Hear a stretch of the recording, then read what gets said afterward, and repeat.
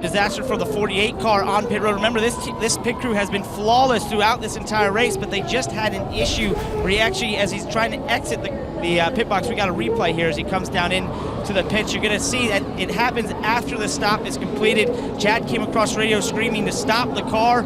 So as you see, the 48's gonna come down here. They're gonna do the right side, and then what's gonna happen is on the left side here. And now at this point, they go to the left side, and then it's gonna, right here, the front tire changer was still trying to put lug nuts on. The 48 tried to get away and did not have it. Obviously ran over the hose there a little bit, and then obviously you see the ejection of the team. Chad Kwiatkowski came back across the radio and said, guys, shake it off, we'll get another chance.